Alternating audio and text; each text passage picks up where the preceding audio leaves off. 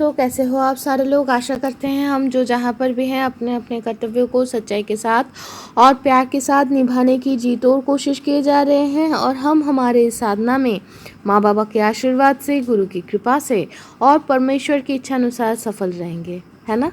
तो चलिए शुरू करते हैं। उपनिषद अखंड संस्करण हरफ प्रकाशनी से प्रकाशित इस किताब से कठ उपनिषद के अगले मंत्र का पाठ। हम जिस किताब से पढ़ रहे हैं इस किताब के अनुवाद और संपादना किए हैं अतुल चंद्र सेन, सीतानाथ तत्भूषण और महेश चंद्र घोष महाशय। तो चलिए दोस्तों हम आगे बढ़ते हैं। तो किसी भी शुभ किसी भी कार्य को करने से पहले मन को स्थिर करने की ज़रूरत है। तो चलिए शांति पाठ से शुरू करते हैं। ओम सह नावधतु सह नौ भुनक्तु सह वीर्यं करवावहै तेजस्वी नावधितमस्तु मा विद्विषावहै। ओम शांति शांति शांति। अर्थात आचार्य और शिष्य हमारे उभय को ब्रह्म तुल्य भाव से रक्षा करें, ब्रह्म हमारे उभय को विद्या फल तुल्य भाव से भोग करवाए, हम उभय समभाव से विद्या लाभ की उपयुक्त वीर सामर्थ्य अर्जन करने में सक्षम रहे, हमारे अध्ययन वीरशाली हो अर्थात हमारी लब्ध विद्या सफल हो, हम परस्पर को विद्वेष ना करें, हमारे आध्यात्मिक, आधिदैविक और आधि भौतिक ये त्रिविध विघ्न का शांति हो। इसी शुभकामना के साथ चलिए शुरू करते हैं। हम अब तक 42 42 ऐसे ही बांग्ला में कहते हैं 42 मंत्रों का पाठ कर चुके हैं। लास्ट जो एपिसोड था वहाँ पर हम लोग पढ़े थे 43rd 43वां मंत्र का पाठ। लेकिन आज हम थोड़ा सा रिकैपिचुलेट करेंगे 43rd के साथ। चलिए शुरू करते हैं। अन्यत्र धर्मादन्यत्रा धर्मादन्यत्रास्मात् कृता कृतात् अन्यत्र भूताच्च भव्याच्च जत्तत् पश्चात् तदद्।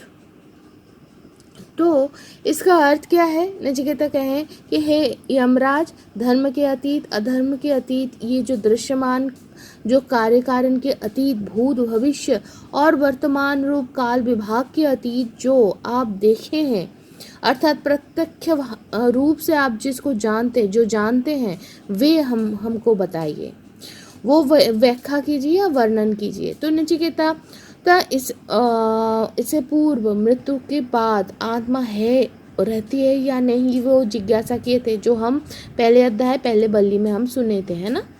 तो अब वो आत्मा के स्वरूप के विषय में वो प्रश्न पूछे, क्योंकि परमात्मा का दो भाव है।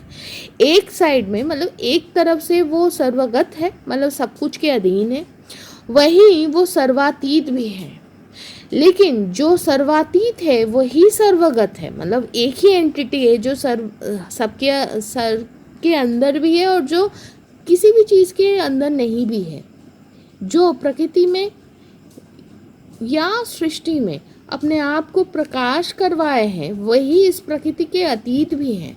प्रकृति के कार्य के माध्यम से ही नहीं, इसको ऐसे कहते हैं, प्रकृति के कार्य के मध्य ही धर्म और अधर्म, कार्य और कारण और कार्य, भूत भविष्य और वर्तमान, ये कालादि का विभाग वर्तमान है।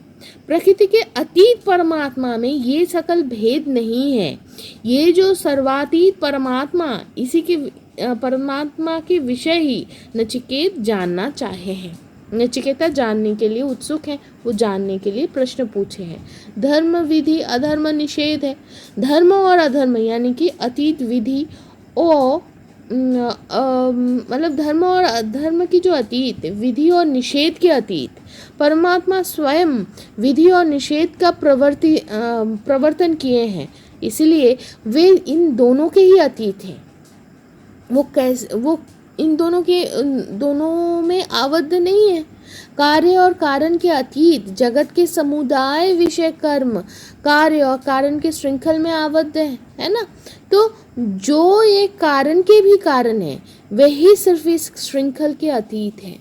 जो अतीत, भविष्य और वर्तमान के अतीत परात्मा जो है काल के प्रवर्तक, इसीलिए वो एक कालातीत भी है ना।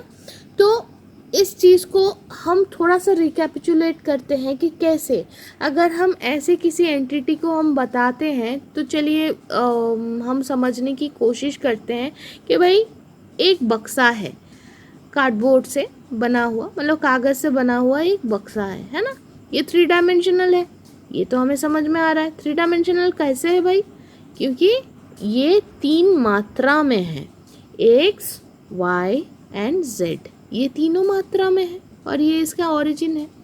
तो इस 3 मात्रा में इस ऑब्जेक्ट को हम समझ पा रहे हैं, लेकिन इसका प्रोजेक्शन अगर मैं 2 मात्रा में करूँ तो 2 मात्रा मतलब द्विमात्रिक अगर करना चाहूँ तो तब इसी क्यूब का, इस कार्डबोर्ड के बॉक्स का क्या प्रोजेक्शन होगा?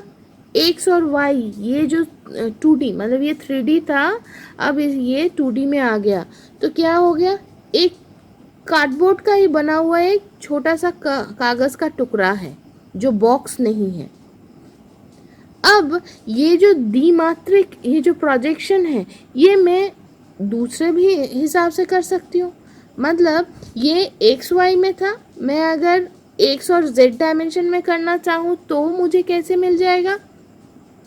ऐसा और एक कागज़ का टुकड़ा मिलेगा, कार्डबोर्ड का टुकड़ा, और जेड और एक्स डायमेंशन में भी मुझे ऐसे ही एक कागज़ का टुकड़ा मिलेगा, कार्डबोर्ड का टुकड़ा मिलेगा।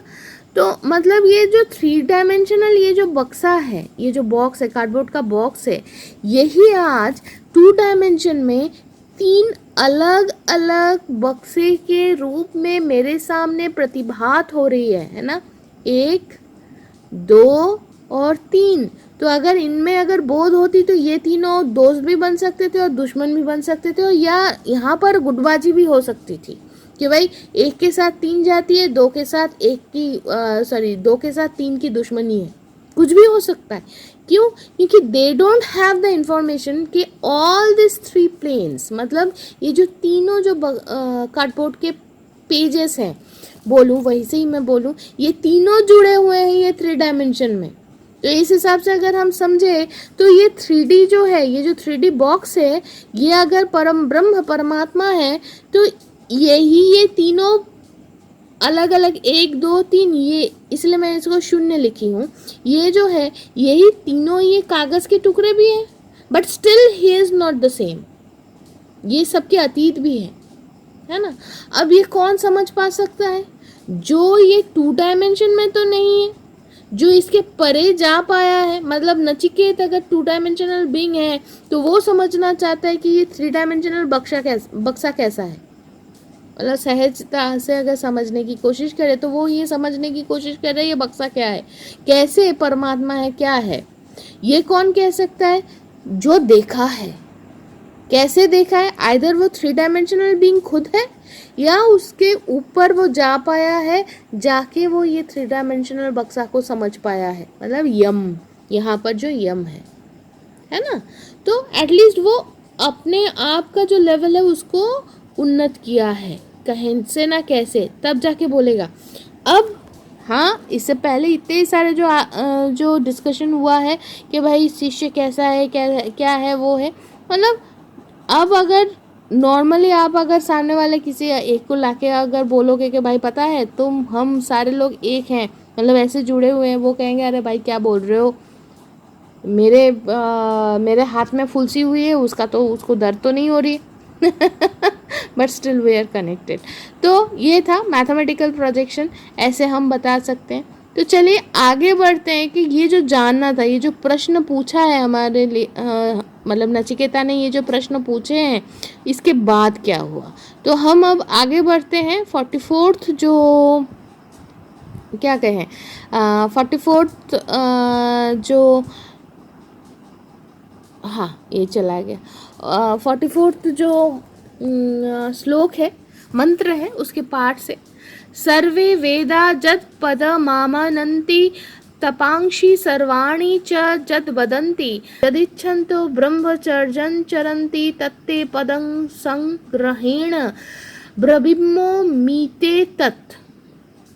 तो इसके सरलार्थ में ये कहा गया है कि जब यम, अब प्रश्न तो पूछा है तो यम कह रहे हैं कि समस्त वेद जिस पद को मतलब जिस स्वरूप को प्राप्तव्य बोलकर कीर्तन करते, मतलब जो पाना हम सबका एकमात्र लक्ष्य ये समझ के वो बोलते रहते हैं, कीर्तन करते हैं, और जिनके उद्देश्य से समस्त तापस अनुष्ठित होती है, जिनको पाने की वासना से साधकगण ब्रह्मचर्य के अनुष्ठान करते हैं, उसी को संक्षेप में उस ब्रह्म पद व स्वरूप मैं तुम्हें बोल रहा हूं, ऐसे वो कह रहे हैं यमराज। उस वही पद है ओम। वही पद क्या है? वही पद है ओम।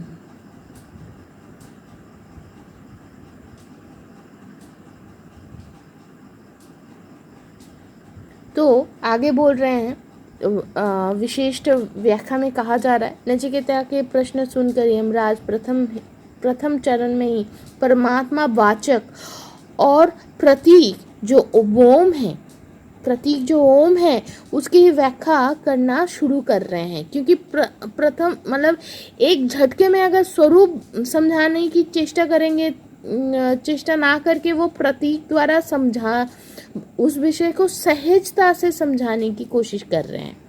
यहाँ पर ओम ये जो अक्षर है इसको ब्रह्म दृष्टि,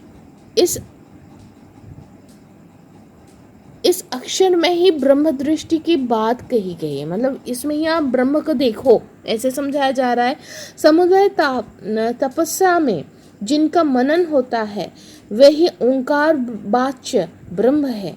वेदांत में तपस्या मतलब मनन प्रधान है, जहाँ पर आप मन से सोचते हो।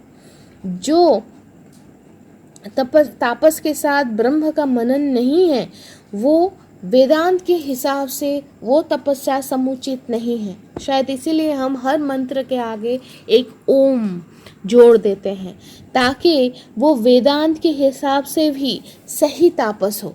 हम जो भी करें, मतलब अच्छा बुरा जो भी करें, जिस मनसा से भी हम मंत्र का जाप करें, पाठ करें, हम उसके आगे ओम ज़रूर डालते हैं, जो हमें कहीं ना कहीं सिखाता है तुम कुछ भी करो भैया, जाओगे तो उधर ही चाहे शत्रुता से जाओ, चाहे मित्रता से जाओ, या चाहे कुछ भी ना करो, जाओगे तो उधर ही। तो इसके आगे ये कहा जा रहा है कि वेद में सत्यम ज्ञानम अनंतम प्रभृति पद द्वारा ब्रह्म के स्वरूप को कीर्तन किया गया है। ओम अति संक्षेप में ये सकल स्वरूप वाचक पद के अर्थ को प्रकाश करता है, मतलब सत्यम ज्ञानम अनंतम सब कुछ को ओम ही से प्रकाश कर देता है। एक छोटे से एक 3 सिलेबल नहीं, अर्धमात्रा ओम ऐसे कुछ है, मैं ये चीज़ सही से मुझे याद नहीं है। तो ओम ऐसे ओ उ म, एक साइलेंट भी है, तो 2.5 मात्रा है शायद। तो जो भी है, आपको अगर अच्छे से पता हो तो ज़रूर लिखना। तो आगे बढ़ते हैं। तो ये छोटे से एक सिलेबल में ही वो पूरा प्रकाशित हो जाता है।